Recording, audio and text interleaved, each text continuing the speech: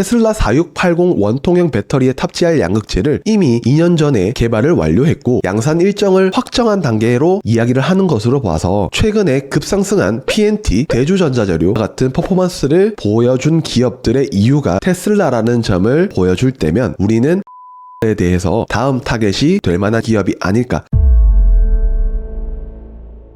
안녕하세요, 대건남자입니다. 오늘 어떤 기업을 한번 소개를 해드릴까 하다가 제가 대구에 거주를 하고 있기 때문에 대구 경북을 대표하는 2차전지 관련 양극재 기업을 소개를 해드릴까 합니다. 그 기업의 이름은 LNF입니다. 이 기업은 어떤 일을 하고 있고 현재 뭘 하고 있을까요? 이 회사의 경우에 니켈 비중이 높은 하이니켈계 양극재를 주력으로 성장해온 코스피 상장사로 알려져 있습니다. 하지만 가장 중요한 부분은 2차전지 타 기업들이 오를 때 못 오르고 있는 상황이 주주들 입장에서는 답답할 수 있을 것이라고 생각을 하는데요. 현재 2차전지 양극재 시장을 보면 공통적인 부분이 있습니다. 니켈 함량을 높인 하이니켈계 양극재에 대한 포트폴리오는 가장 무조건적으로 갖춰야 되는 주력 상품으로 자리를 잡고 있는 상황인데요. 그 중에서 LNF의 경우 2차전지 양극재와 관련된 개발 그리고 양산 역량을 고도화해 오면서 이 분야를 양극재에 국한되지 않고 최근에는 음극재로의 사업을 점점 확대하고 있는 상황입니다. 간단하게 이 회사의 실적을 살펴보면 1분기에 재고 평가 손실로 큰 폭의 적자를 기록하면서 투자자들로 하여금 아직 멀었네 라는 반응이 나올 수밖에 없었습니다. 더해서 높은 원가가 투입이 되었던 NCM 523 제품의 판매가 증가되었고 가동률이 낮아지면서 고정비에 대한 부담이 지속된 실적으로 반영이 되었는데요. 리튬 가격에 대한 재고 평가 손실이 올해 1분기에 마무리될 것이라고 이야기를 합니다만 이 부분에 대해서는 지속적인 팔로업이 필요합니다. 어려운 시장 환경 속에서도 연간 가이던스가 상향 조정된 것은 어찌 보면 다행으로 여겨야 될까요? 아니면 그냥 계속 좋게 보는구나 라고 생각을 해야 될지는 아직 판단이 서지는 않습니다. 시장의 방향성을 보면 하반기에는 Q, 총 양과 P, 가격이 조금은 개선돼서 수익성 개선이 기대된다고 공통적으로 이야기를 하고 있습니다. 그 중에서 LNF IR팀에 따르면 타사 대비 아웃퍼폼할 것으로 이야기를 하고 있는데요. 그 부분은 혹시 테슬라를 믿어서일까요? SK온 향으로 LG 에너지 솔루션 향으로 이런 부분에 대한 수요가 회복될 것을 예상해서일까요? 물론 이런 물량에 대한 부분, 수익성에 대한 부분에 대해서 우리가 그래도 과거보다는 현재 상황으로 볼 때 조금 긍정적인 상황으로 인식해야 되는 상황이 곧 도래할 것으로 생각이 됩니다. 더해서 동사가 포트폴리오를 확대하고 있다는 점을 저는 또 주목을 해봐야 된다고 생각하는데요. 탈중국화에 대한 니즈가 올라가고 가속화되는 상황에서 LNF에 대해서 주목을 해야 되는 점은 음극재에 대한 부분을 타 지역과 협력을 하면서 탈중국화를 실현하겠다는 점입니다. 이 부분은 한국 기업도 아닌 중국 기업도 아닌 일본의 미쓰비시 케미컬과 음극재에 대한 협력을 추진하기로 하면서 상당 부분을 중국의 음극재 원료 조달로 인해서 부담을 갖고 있는 상황에서 국내 배터리 업계의 리스크 해소를 두 지역 기업이 같이 해결하겠다는 공통적인 목표를 가진 상황이기 때문에 과연 탈중국화에 두 기업이 성공할 수 있을지 충분히 기대해봐도 될 만한 대목이 아닐까요? 그리고 일본의 미쓰비시 케미컬과 협력에 대해서 간단하게 정리를 해보자면 노 차이나 존에 대한 니즈가 높기 때문에 이런 부분으로 하여금 스웰링 현상에서 자유로운 음극재, 전기차용 전지에서도 천연 흑연이나 실리콘 음극재 함량에 따라서 발생되는 현상으로부터 자유로운 음극재 소재를 개발할 계획입니다. 하지만 제 생각으로는 단점을 보완하기 위해서 시간을 보내는 것도 좋지만 장점을 더 큰 장점으로 만들기 위해서 노력을 하는 것이 무엇보다 필요하다고 생각되는 2차전지 관련 산업에서는 이 회사의 양극재가 저는 경쟁력이 충분히 있다고 생각을 합니다. 그래서 음극재에 대한 부분을 실현하는 것도 물론 좋지만 양극재에 대한 부분을 다른 기업과 차별화된 기술력을 통해서 이 격차를 조금 더 벌려나가면 어떨까 하는 바람이 있습니다. LNF는요, 양극재를 최초로 개발을 했다고 하면서 2006년에 LCO 배터리용 양극재 제품을 내놓았고 2007년 니켈 50% 비중인 NCM 523의 최초 양산을 시작으로 2013년 NCM 712, 2021년부터는 니켈 비중이 90%까지 늘어난 양극재를 현재까지 양산 중에 있습니다. 제가 LNF를 처음에 봤던 이유로는 실제로 우리가 전기차의 선두주자라고 할 수 있는 테슬라향 공급 계약을 통해서 과거 가장 주목을 받았던 기업이기 때문입니다. 이 회사의 경우 양극재 부문을 보면 니켈 비중이 90%까지 올라간 NCM NCM90에 대한 출하량이 전분기 대비 27% 증가했고 높은 단가가 포함된 NCM523이 15% 가까이 증가하면서 수익성을 상쇄시켰다고 볼 수 있는데요. 메탈 가격에 대한 부분과 재고 평가 손실만 숫자적인 부분으로 해소가 된다면 2차전지 양극재 기업들의 전반적인 상승과 함께 동사가 주목받는 부분은 테슬라와 연결이 지속적으로 이뤄지고 있다는 점, 최근에 급상승한 PNT, 대주전자재료 같은 퍼포먼스를 보여준 기업들의 이유가 테슬라라는 점을 보여줄 때면 우리는 LNF에 대해서 다음 타겟이 될 만한 양극재 기업이 아닐까라는 긍정적인 생각도 함께 해봅니다. 그리고 현재 니켈 95%인 LCM의 양극재 개발도 마친 상태로 올해 하반기에 양산을 본격화한다는 상황에서 이 부분은 조심스럽게 테슬라 양으로 공급될 가능성, 그리고 공급 계약이 진행된다면 우리는 그 뒤의 주가 상황을 한번 기대해봐도 좋을 것 같습니다. 그러면 이까지 영상을 본다면 많은 분들 혹은 2차전지 양극재 관련 투자를 하고 있는 분들이